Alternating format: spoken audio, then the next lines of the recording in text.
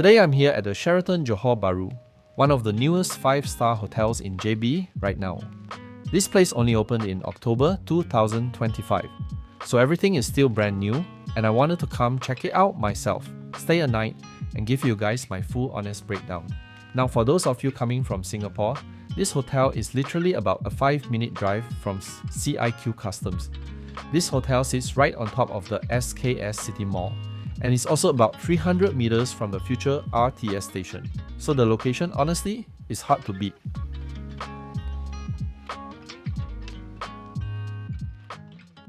So coming through the main entrance here on the ground level, you'll notice the building is part of this larger integrated development.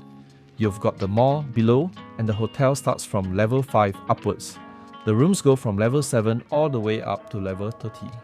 Alright, so this is the main lobby up here on level 5. First impression, I really like the design language. It's this mix of modern and classic, kind of Scandinavian inspired.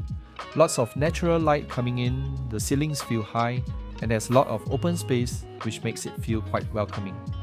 Now, I'm going to be real with you. The lobby itself is not massive, but what they've done with the space is nice. You've got a few sitting areas here with charging ports, which is handy if you need to juice up your phone while you wait. And then the check-in counter is right over here.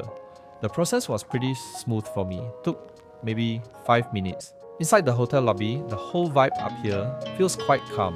Even on a weekend, it wasn't chaotic. Alright, so now let me bring you to the restaurant. This is Daily Social, located on level 5, same level as the lobby. This is the hotel's main all-day dining restaurant, and this is where they serve the breakfast buffet, lunch, dinner, and on weekends they do a high tea buffet. Let me show you what they've got. So the spread is actually more comprehensive than I expected. You've got a western section here with things like pasta, roasted meats, some salad options. Over here is the Asian section. There's a live noodle station where the chef cooks it to order, some Indian fare like roti and curry, and then over on this side, you've got the Malay section with things like rendang and nasi. But honestly, the highlight for me was the dessert section. They went pretty hard on this. Cakes, tarts, kueh, fruit platters, the whole lot. It's a good variety.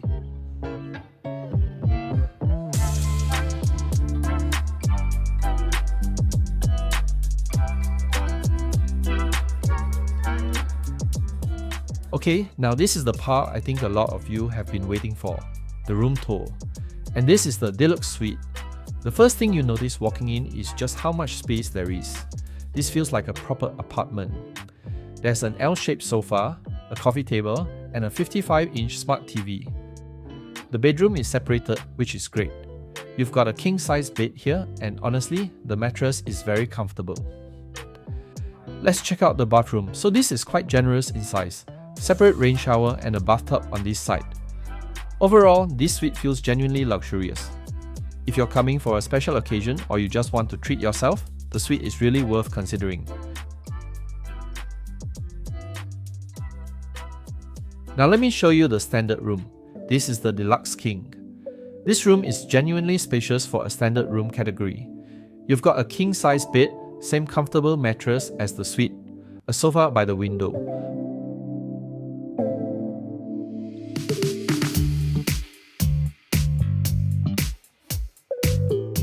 There's also a capsule coffee machine with complimentary pots, an electric kettle, and the minibar has some soft drinks and snacks. Bathroom is decent size. No bathtub in the standard room. You get a walk-in rain shower instead. Unless you really need a separate living area, the standard Deluxe King is more than adequate for most stays. Save your money, spend it at the mall downstairs instead. Okay, let's head up to level 6. This is the facility floor with the pool, gym, and steam room. The pool area is outdoors, and you've actually got 2 pools. The main pool here is for adults. The depth is about 1.2 meters throughout, so it's really more of a leisure pool than a lap pool. What makes it nice though is the view. From up here you can see the Astaka Towers right there, and some of the other JB skyline buildings. There are also a couple of covered pavilions with lounges where you can chill.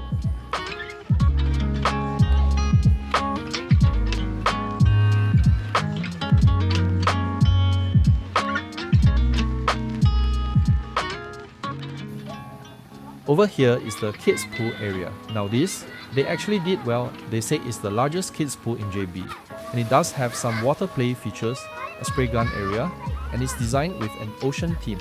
If you're coming with young kids, they're going to have a good time here, genuinely.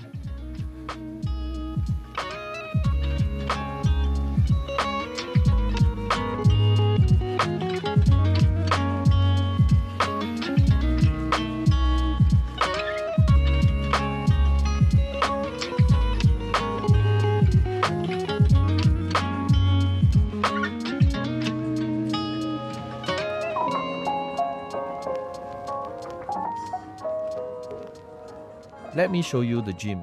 It's open 20. Not the biggest hotel gym I've been in, but it's got everything you need. The equipment brand is Matrix. You've got treadmills, ellipticals, free weights, cable machines, a Smith machine. The place is clean, they provide towels and have a water refill station. And because the hotel is still relatively new, everything still works perfectly. No squeaky machines or broken cables. Does the job. And then, just past the changing rooms here, you've got the steam room. Now you've got to go through the restroom area to access it, so you'll want to bring your own towel or grab one from the pool area. The steam room itself is basic but functional.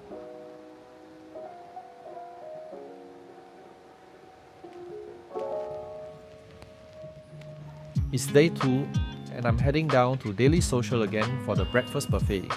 Breakfast runs from 6:30 am to 10:30 am. Okay, so the breakfast spread, let me walk you through. First station here is bakery. You've got croissants, muffins, different types of bread, toast. Right beside that is your coffee and tea station. They've got a proper machine here. Next section is what I call the healthy corner. Yogurt, muesli, fresh fruit, cheeses, cold cuts. This is nice for people who want something lighter.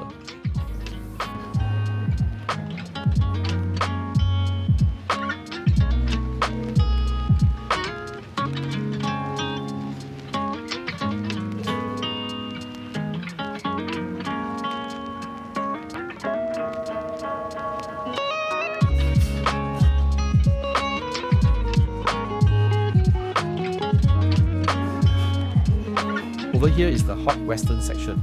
Scrambled eggs, hash browns, sausages, bacon, baked beans. The eggs were cooked well, I'll give them that. The hash browns were crispy.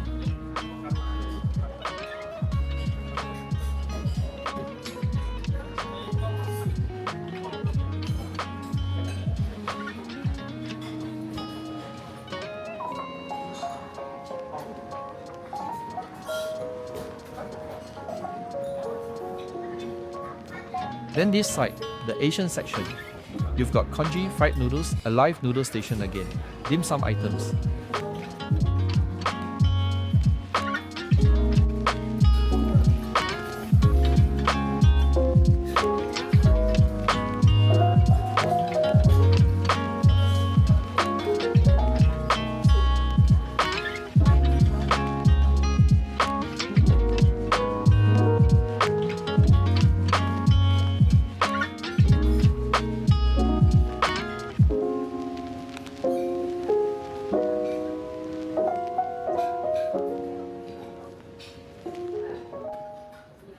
And then at the end, the Malay and Indian section. Nasi lemak, roti canai, curry, dal. This was honestly my favourite section. The nasi lemak coconut rice was fragrant and the sambal had a nice kick. So overall, the breakfast buffet is solid. Is it the best hotel breakfast I've ever had? No. But for a newly opened 5-star, the variety is good, the quality is consistent, and the restaurant doesn't feel overcrowded. I will say, the fruit selection could be better. I noticed they only had a few types. Oh, and one more thing, the breakfast is included if you book certain room packages. If it's not included, I think it's around 80 ringgit to 100 ringgit per person. At that price, I say it's worth it for the convenience, but if you're on a budget, you could easily walk down to the mall or nearby shops for a cheaper meal.